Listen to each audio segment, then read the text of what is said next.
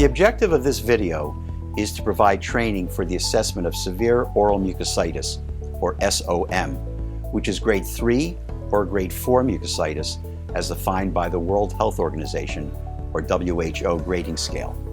By following the guidelines presented in this video, we intend to standardize evaluation of SOM across the multiple trial sites in our clinical studies, evaluating a new preventative agent for chemoradiation-induced severe oral mucositis. Oral mucositis assessments can be conducted by a wide variety of individuals, including physicians, physician's assistants, nurse practitioners, and research assistants. However, assessment needs to be preceded by thorough training as it requires attention to detail and must be performed consistently.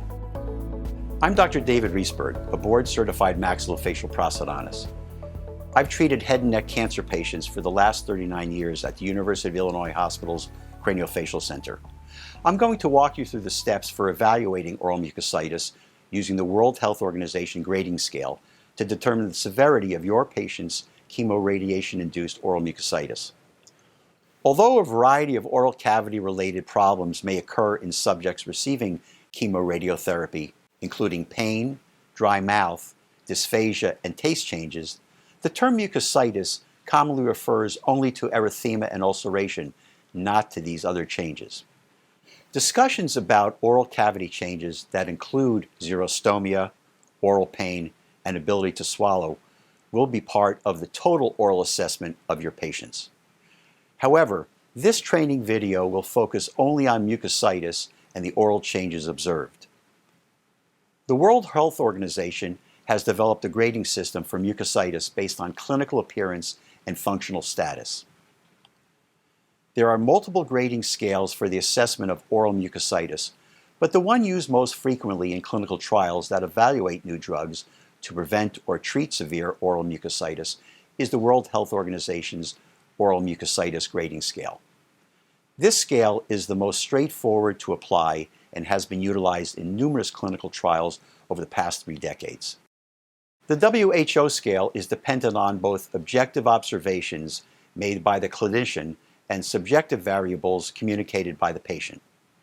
It measures anatomical, symptomatic, as well as functional components of oral mucositis. Appropriate lighting is critical to adequately view all areas of the oral cavity. Halogen light sources are the standard in research studies, and use of headlamps, standing light sources, and pen lights may also be useful in the assessment of OM.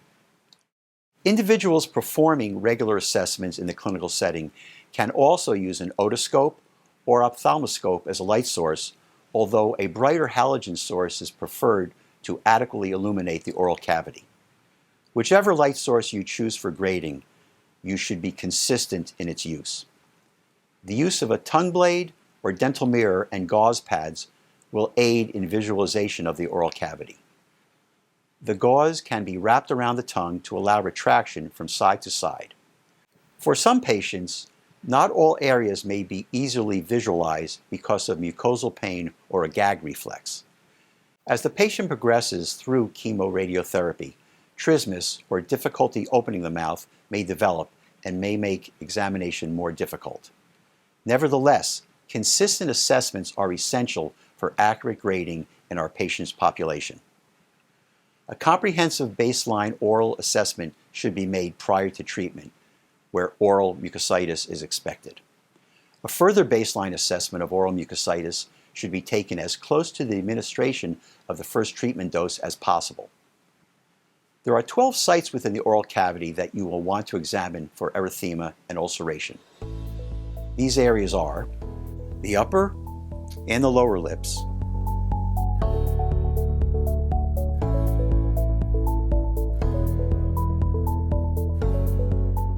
the left and right cheeks, which may require a dental mirror to fully visualize.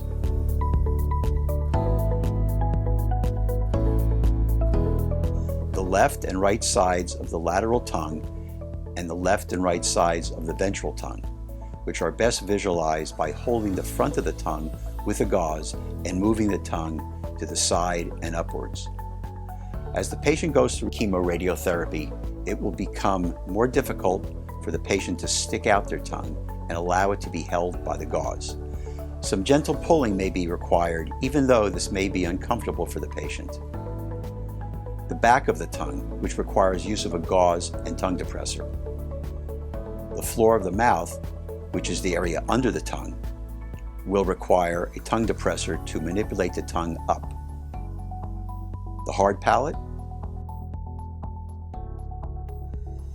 and the soft palate. Initially, each area will be graded for the presence or absence of erythema or ulcerations. Some ulcerations may be covered by a whitish pseudomembrane, so it will be important to recognize this frequent feature of oral mucositis. Several examples of erythema are shown here. Erythema will give the oral mucosa a bright red and shiny appearance. If only erythema is observed in the oral cavity, this would be graded as a grade 1 using the WHO oral mucositis grading scale. Several examples of erythema and ulceration are shown here. This shows pseudomembranes covering ulcerations. A grade 2 oral mucositis is characterized by erythema and at least one ulceration or pseudomembrane covered ulceration. The presence of even a single ulceration in addition to erythema constitutes grade 2 oral mucositis. In contrast to other mucositis grading scales, the WHO scale does not require quantitation of the number, depth, or size of the ulceration. A grade 3 oral mucositis is characterized by at least one oral ulcer and the ability to tolerate a full liquid diet only. A full liquid diet includes anything that is liquid if left at room temperature. Some examples are coffee, tea, and other hot drinks, gelatin or jello, gravy, ice cream, sherbet or sorbet, ice cubes or ice chips, milk, liquid creamer, milkshakes, nutritional supplements such as Ensure, popsicles, vegetable and fruit juices, yogurt without nuts, seeds, or fruit, pudding, smoothies, soft drinks, lemonade or limeade, soups, strained or smooth pureed, and syrup.